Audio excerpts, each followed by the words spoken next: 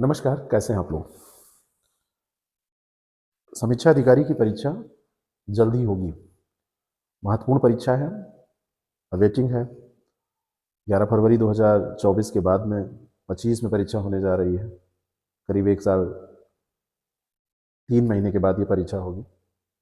Date भी मैं आपको बता दूंगा, जो टेंटेटिव डेट है। लेकिन उसके पहले हम बात कर लें कि इस परीक्षा को पास कैसे करेंगे, क्योंकि आजकल का जो जीएस का पेपर आ रहा है, आजकल जो यूपी कमीशन अपने मूड में आ गया है, तो उसमें स्ट्रेटजी की भूमिका बहुत महत्वपूर्ण हो गई है, क्योंकि केवल पढ़ के आपका पेपर पास होने वाला नहीं है। 10-15 मिनट आप हमें दीजिए, काफ़ी कुछ आपका नज़रिया बदल जाएगा पेपर को तैयार करने का। और इसमें बुक लिस्ट के बारे में भी हमको चर्चा करनी है। तो 2 चीज़ें हम यहाँ पर करेंगे।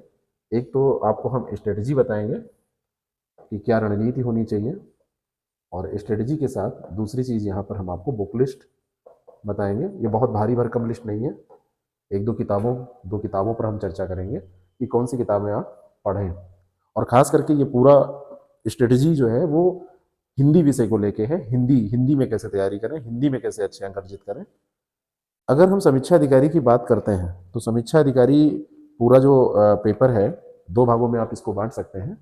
एक आपका जीएस का पेपर इसमें होता है, जीएस आपका 140 मार्क्स का होता है। और दूसरा सामान्य हिंदी का पेपर होता है, सामान्य हिंदी आपका इसमें 60 मार्क्स का होता है।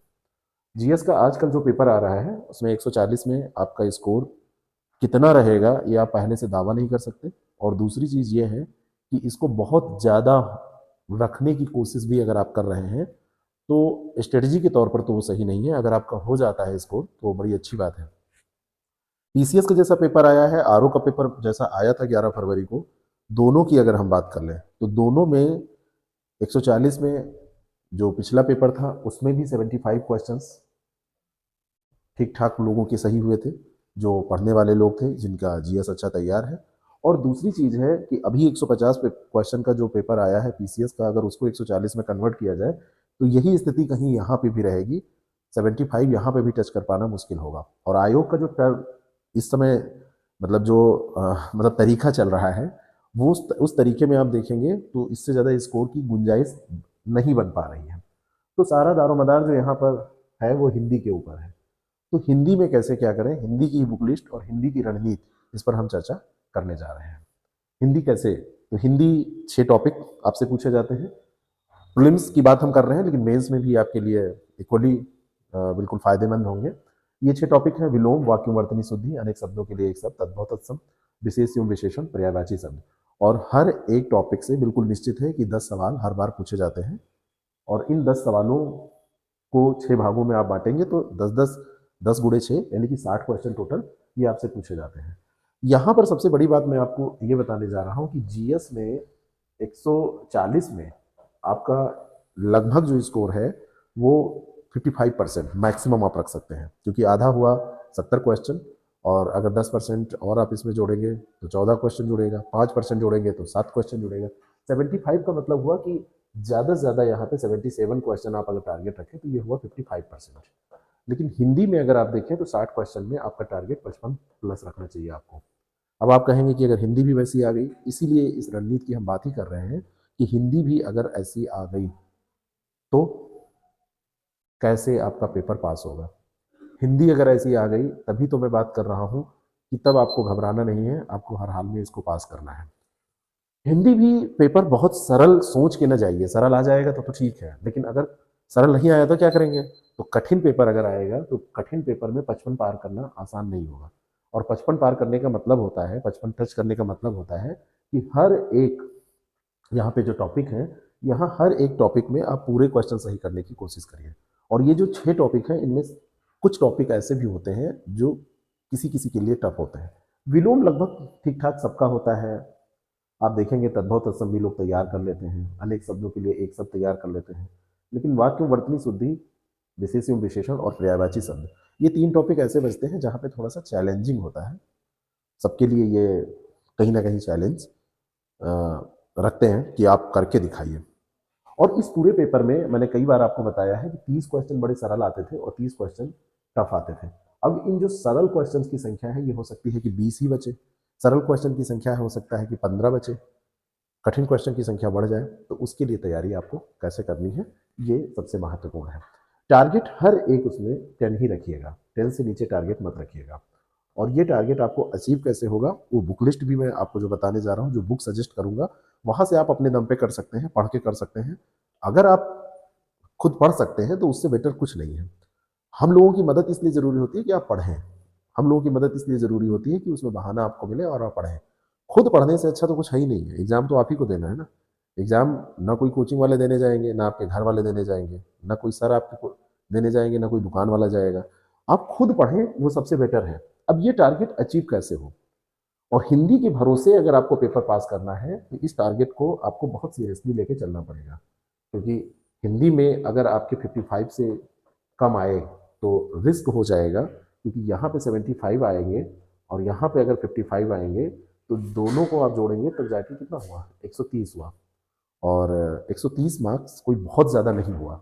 कट ऑफ जो जाता है वो 125 से ऊपर जब आप जाते हैं तभी आप कट ऑफ के आसपास पहुँचते हैं, जनरल बॉयज़ की अगर हम बात करें तो। बाकी अन्य कैटेगरी का कट ऑफ उसी हिसाब से कम होता रहता है। ये सारी चीज़ें आप जानते हैं। तो पेपर तो आपका हिंदी के भरोसे पास होगा, क्योंकि यहाँ पर ये परफॉर्मेंस आपकी देखिए, ये 90% से ऊपर परफॉर्मेंस है। और यहाँ पर आप परफॉर्मेंस देखेंगे अगर जीएस की, तो जीएस की परफॉर्मेंस आपकी 55% है। और हिंदी के सिलेबस में सबसे जो विशेष है उस हिंदी के सिलेबस में ये है कि 6 टॉपिक और हर 6 टॉपिक से बराबर क्वेश्चन। जीएस में ऐसा नहीं है। इन 6 टॉपिक से 10-10 क्वेश्चन हर बार पूछे जाते हैं। निश्चित है कि हर बार 10 ही आएंगे पर्यायवाची, 10 ही आएंगे विलोम। और ये मेंस में भी आपके काम आएगा। पर्यायवाची को छोड़ दिया जाए तो बाकी टॉपिक आपके मेंस में भी सीधे कैरी ऑन हो जाते हैं। तो अगर इस तरीके से आप देखें तो ये जो 130 का टारगेट आपको पूरा करना है, ये हिंदी के भरोसे ही वास्तव में होगा। आप भी जानते हैं। अब रणनीति क्या होनी चाहिए? रणनीति की अगर हम बात करें तो मैंने आपसे कहा कि 3 टॉपिक्स आपके लिए चैलेंजिंग हैं, और जो 3 टॉपिक्स हैं ये आपके लिए सरल हैं। लेकिन यहाँ पर 3 जो सरल टॉपिक हैं जिनको आप इजी बोल रहे हैं, उसमें भी चैलेंज ये है कि पूरे सही करने हैं, संपूर्ण आपको सही करना है। और जो 3 टॉपिक्स आपके लिए ये चैलेंजिंग हैं, जिसको आप कठिन मान रहे हैं, कठिन है ये, यहाँ पर भी आपको पूरे सही करना है। तो यहाँ पर थोड़ी सी कठिनाई आपकी बढ़ गई। यहाँ पर पूरे सही करने के लिए आपको ज़्यादा मेहनत करनी पड़ेगी, यहाँ पे पूरे सही करने के लिए आपको कम मेहनत करनी पड़ेगी। तो इसके लिए क्या रणनीति होनी चाहिए? और दूसरी चीज़ यहाँ पर मैंने आपको बताया कि हर टॉपिक में 5 क्वेश्चन कठिन आते थे, 5 क्वेश्चन सरल आते थे। अब इनकी संख्या भी कठिन वाले प्रश्नों की बढ़ सकती है, इसमें भी परिवर्तन हो सकता है। तो क्या स्ट्रेटजी हो, यही हमको यहाँ पर देखना है। सबसे पहले जो मुझे लग रहा है कि अब पेपर आपका बिल्कुल नज़दीक है, आप अच्छी किताब चुन लें। जो किताब मैं अभी आपको बताने जा रहा हूँ, आप अपनी समझ विकसित कर लें। जहाँ से भी आपको पढ़ना है वो स्रोत चुन लें और उस स्रोत से प्रतिदिन पढ़ाई करें। प्रतिदिन ये जो 6 टॉपिक हैं इसको आप बांट लीजिए। एक बार सबका कॉन्सेप्ट पढ़ लीजिए, जो अवधारणा है वो अवधारणात्मक समझ आपको हो जाए। और अवधारणात्मक समझ विकसित करने के बाद में आप उसको देखिए कि आप प्रैक्टिस करिए कि कितना आप सही कर पाते हैं। अभ्यास बहुत ज़्यादा ज़रूरी है और ये प्रतिदिन होना चाहिए। एक बार आपने पढ़ लिया, विलोम पढ़ लिया, तो विलोम तैयार करना है। लगभग 500-600 विलोम आपको अगर रटना है, तैयार करना है, तो डेली कुछ ना कुछ उसका बांट लीजिए कि आज हमको 10-15 विलोम, 20 विलोम तैयार कर लेने हैं। 20 हमको कोई अनेक शब्दों के लिए एक शब्द तैयार कर लेने हैं। 5 पर्यायवाची रट लेनी है। 20 कम से कम तद्भव तत्सम रट लेने हैं। इसी तरीके से आपके विशेष विशेषण की बात करें उसको कर लेना है। और इस तरीके से सारी चीज़ें डेली की डेली आपकी चलनी चाहिए। दूसरी चीज़ जो सबसे इम्पॉर्टेंट है कि अनावश्यक सामग्री से आपको बचना पड़ेगा। बहुत सारी किताबें हैं, मोटी मोटी किताबें, बहुत सारे नोट्स आप मार्केट में देखेंगे, किताबें देखेंगे जिसमें बहुत ज़्यादा भर दिया गया। कहा जा रहा है कि सारे क्वेश्चन हमारे में से आते हैं, और उसमें किया क्या गया है, कई किताबों को कॉपी पेस्ट करके उसमें डाल दिया गया है। मोटी सी किताब बना दी गई है और उसमें बहुत सारे वोकैब दे दिए गए हैं, बहुत सारे मटेरियल को उसमें समाहित कर दिया गया और कहा जा रहा है सब मेरे से आ जाता है, सारा हमारे से आता है। आपका काम है अपना सिलेक्शन लेना, किसी की किताब को प्रमोट करना है या वो नहीं। ठीक है। हमारे भी नोट्स आपको सही ना लगे तो आप उसको मत पढ़िए। मैं तो ये कहता हूँ, अगर मैंने उसमें बकवास भरा है तो आप उसको मत पढ़िए। आप अनावश्यक सामग्री से बचें, और इन्हीं अनावश्यक सामग्री से आपका बचाव हो सके, इसीलिए एक अच्छी बुक आपके लिए ज़रूरी है। भाई किताब से बढ़कर तो कुछ है नहीं। किताब से आपको पढ़ना पड़ेगा, किताब से सारे लोग पढ़ते हैं। हम लोग भी मटेरियल बनाते हैं तो किताब से ही बनाते हैं। प्रोफेसर्स हैं वो किताब लिखते हैं, और किसी भी तरीके से आप किताब से बच नहीं सकते। बाकी मटेरियल तो किताब पर आधारित होते हैं। बाकी मटेरियल्स की ये विशेषता हो सकती है कि इकट्ठा आपको मिल गया, कुछ भी कोई भी मटेरियल हो, लेकिन किताब जो मतलब मूल किताब होती है वो तो इम्पोर्टेंट होती ही है। अब आपको अगर 60 में 60 अचीव करना है तो इसको देखिए कि आपका मजबूत पक्ष क्या है, उसको पहले छांटिए, और फिर आप देखिए कि आपका कमजोर पक्ष क्या है, अपने कमजोर पक्ष को भी छांटिए।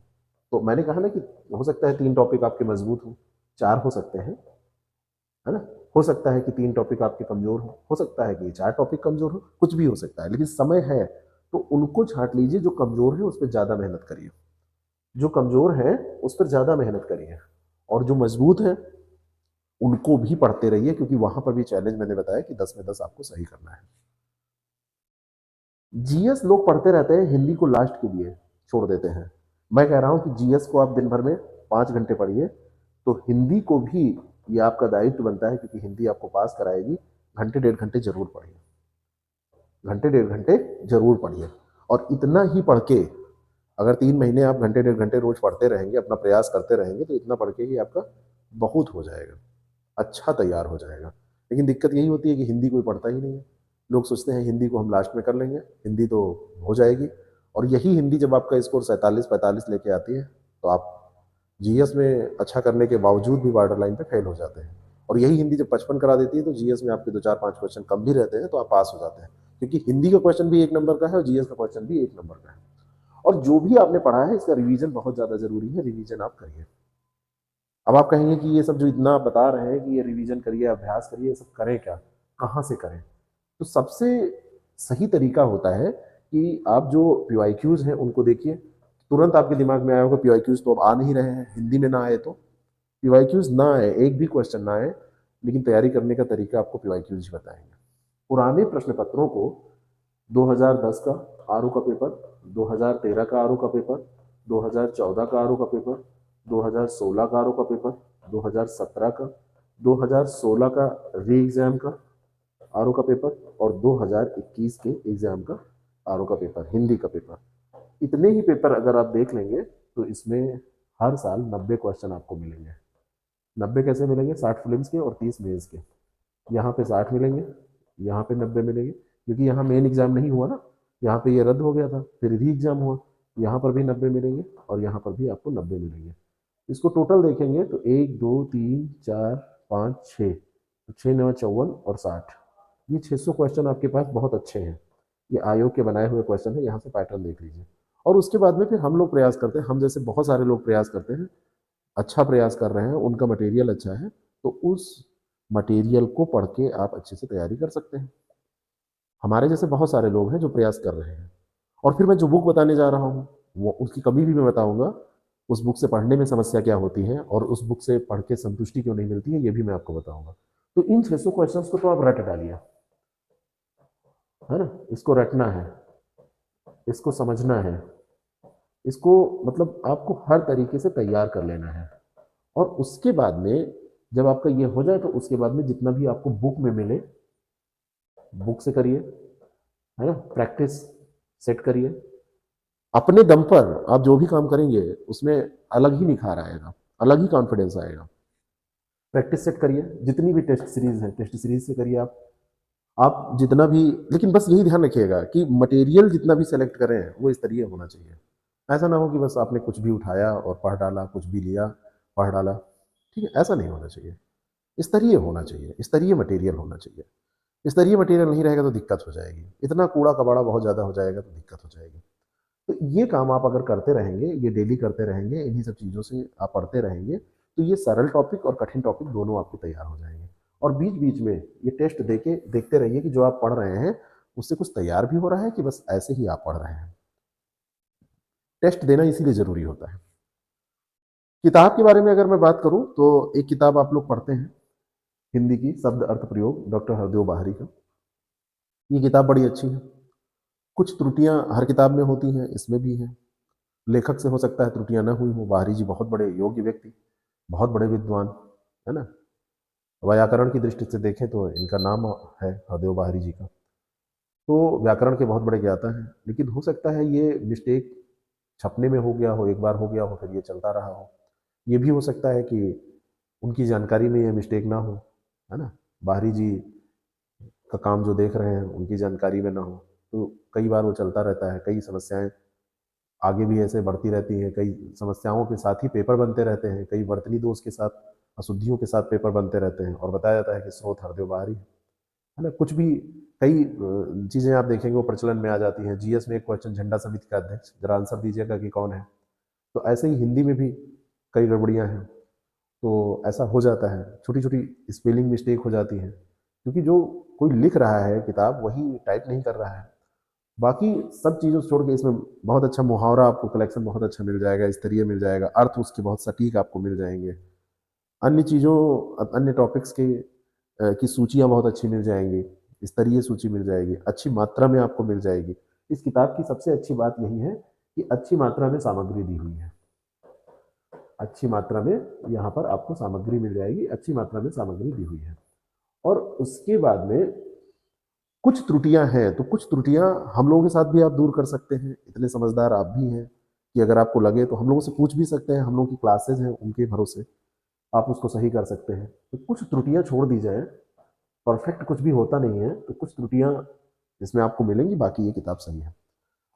आयोग इस किताब को पहले फॉलो करता था, लेकिन इस समय आयोग फॉलो कर रहा है इस किताब को, आधुनिक हिंदी व्याकरण और रचना, डॉक्टर वासुदेव नंदन प्रसाद। ये किताब आप सब लोग जानते होंगे कि ये किताब बड़ी फेमस किताब है, आयोग इसको फॉलो करता है, आयोग यहाँ से पेपर बनाता है, आयोग इसमें जो भी चीज़ें दी हैं उनके उदाहरण से पेपर बना देता है। जो भी इसमें आप देखेंगे सामग्री किताब में दी है वो बड़ी कम है, लेकिन प्रश्न वहाँ से बन जाते हैं।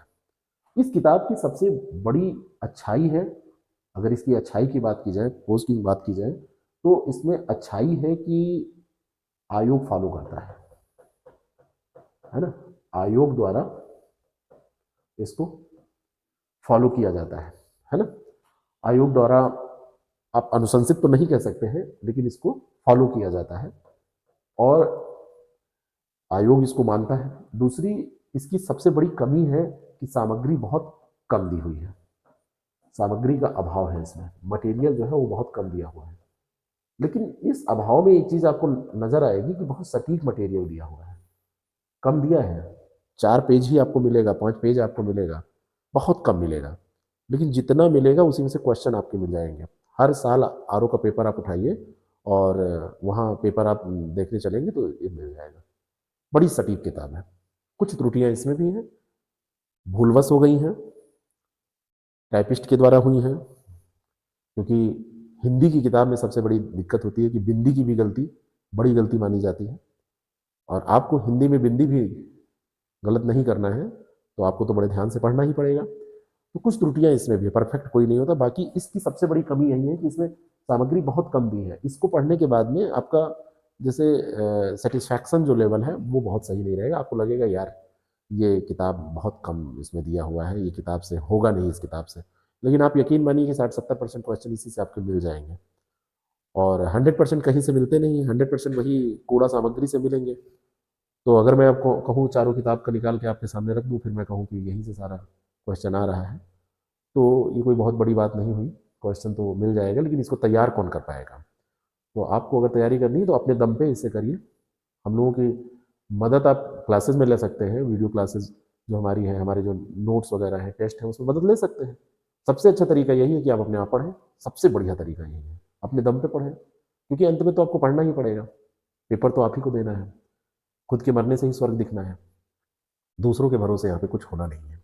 तो इन 2 किताबों को आप फॉलो करिए, और मेरा मानना है कि कम से कम 2 किताबें आपको फॉलो करनी चाहिए, तो ये 2 किताबें मोर देन इनफ है।